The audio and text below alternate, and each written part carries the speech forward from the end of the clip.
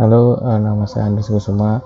Di sini saya akan menjelaskan tentang transmission media untuk memenuhi tugas besar 1 saya dalam mata kuliah komunikasi data. Oke, langsung saja ke materinya. Transmission media, media transmisi ini adalah media yang menghubungkan antara pengirim dan penerima informasi atau data. Karena jarak yang jauh, maka data terlebih dahulu diubah menjadi kode atau isyarat, dan isyarat inilah yang akan dimanipulasi dengan berbagai macam cara untuk diubah kembali menjadi data. Informasi yang ditransmisikan dapat berupa sinyal listrik ataupun elektromagnetik. Kualitas dan kemampuan suatu media transmisi pada umumnya tergantung pada beberapa faktor, yaitu pertama ada bandwidth atau lebar pita, yaitu lebar cakupan frekuensi yang digunakan oleh sinyal dalam media transmisi. Satuan bandwidth ini adalah hertz. Kemudian ada noise, yaitu gangguan yang terjadi pada saat transmisi data melalui media transmisi tertentu. Noise pada dasarnya adalah sinyal yang tidak diinginkan oleh pengirim maupun penerima. Selanjutnya ada radiasi, yaitu kebocoran sinyal dari media karena adanya karakteristik listrik yang tidak diinginkan pada media yang bersangkutan. Dan yang terakhir ada attenuation, yaitu tingkat kehilangan energi saat perambatan sinyal atau pelemahan sinyal pada saat perambatan.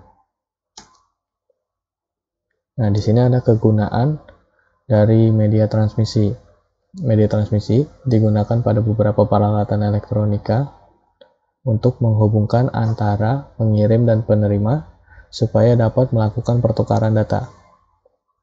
Beberapa alat elektronika seperti telepon, komputer, televisi, dan radio membutuhkan media transmisi untuk dapat menerima data.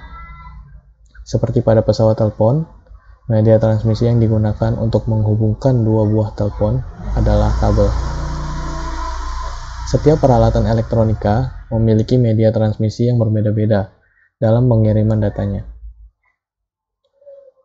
Di sini ada metode transmisi. Yang pertama ada simplex. Sifat-sifatnya itu data disalurkan hanya ke satu arah, jadi pengirim hanya sebagai pengirim dan penerima hanya sebagai penerima, penerima tidak dapat mengirim dan pengirim tidak dapat menjadi penerima. Pemancar dan penerima tugasnya itu tetap seperti tadi, penerimanya sebagai penerima, pengirim hanya sebagai pengirim. Nah, bentuk simplex ini jarang digunakan untuk sistem komunikasi data. Nah, selanjutnya yaitu half duplex. Data dikirimkan kedua arah secara bergantian. Jadi, pengirim dan penerima bisa sama-sama mengirim data walaupun tipenya berbeda. Tapi di sini terdapat turnaround time atau waktu untuk mengubah arah. Jadi, pengirim mengirimkan datanya ke penerima dan penerima mengirimkan datanya ke pengirim tidak bisa langsung. Jadi, butuh waktu untuk mengubah arah datanya. Tidak bisa langsung pengirim ke penerima dan penerima langsung ke pengirim. Nah, selanjutnya itu ada full duplex.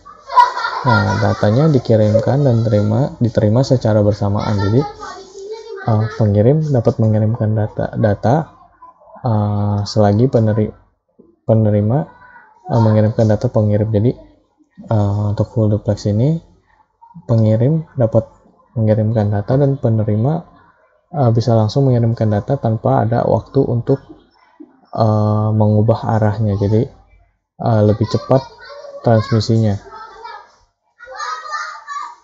Di sini ada jenis-jenis media transmisi.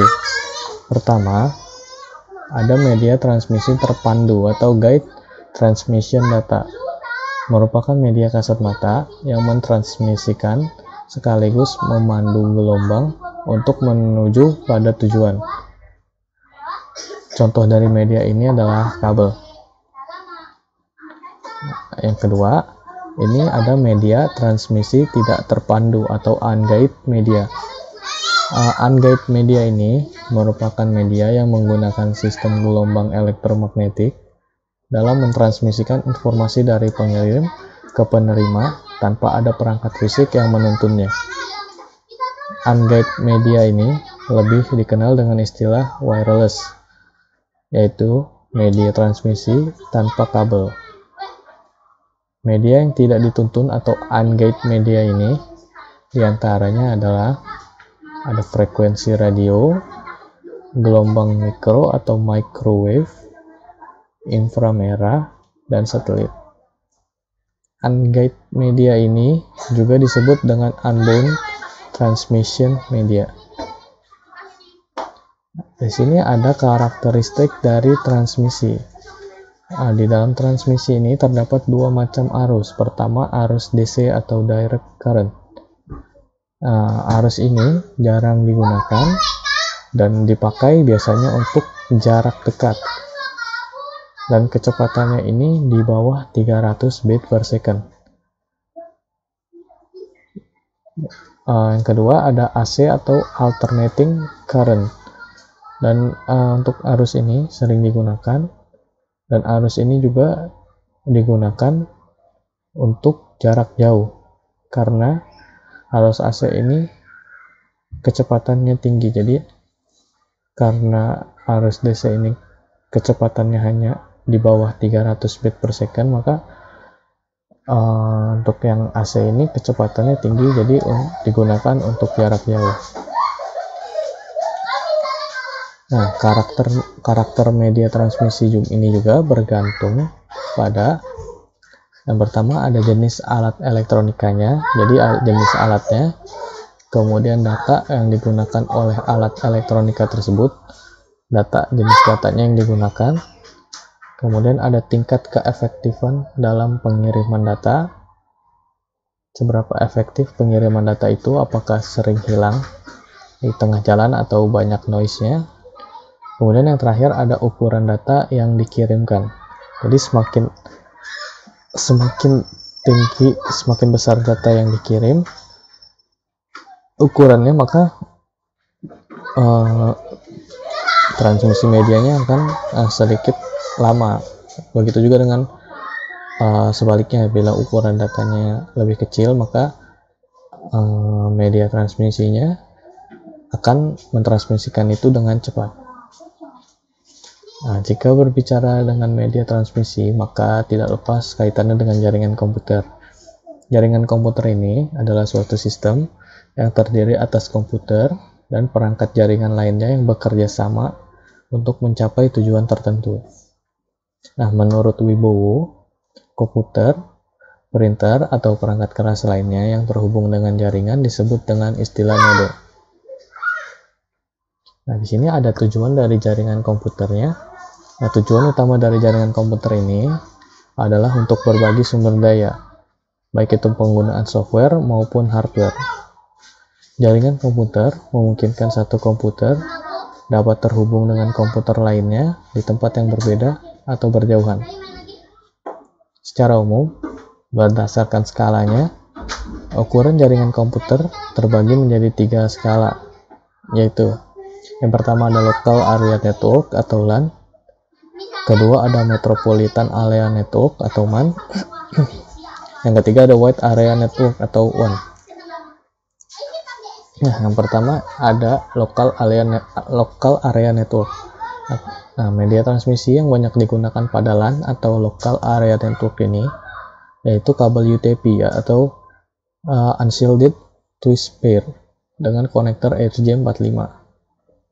Nah, LAN juga dapat dibangun dengan menggunakan media transmisi tanpa kabel, yang kemudian dikenal dengan istilah Wireless Local Area Network atau WLAN. WLAN. Misalkan penggunaan fasilitas hotspot yang disediakan oleh suatu kampus atau sekolah. Selanjutnya, itu ada Metropolitan Area Network atau MAN. Jaringan berkecepatan tinggi ini menghubungkan LAN di dalam wilayah metropolitan seperti kota atau daerah dan menangani komunikasi yang luas di seluruh wilayah tersebut. MAN ini terdiri atas satu atau beberapa LAN, tetapi mencakup wilayah yang lebih kecil dari WAN atau Wide Area Network. Misalkan, jaringan komputer antara suatu bank pusat dengan bank cabang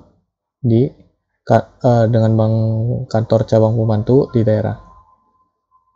Nah, yang terakhir ada Wide Area Network atau WAN. Jaringan ini mencakup wilayah yang luas, seperti kota, daerah, atau negara. Nah, WAN ini menggunakan saluran telekomunikasi atau communication channel yang menggabungkan berbagai macam media seperti jalur telepon, kabel, dan gelombang radio. Oke, sekian dari saya. Kurang lebihnya saya mohon maaf. Terima kasih atas perhatiannya.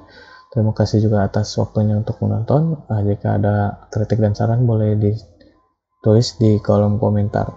Terima kasih.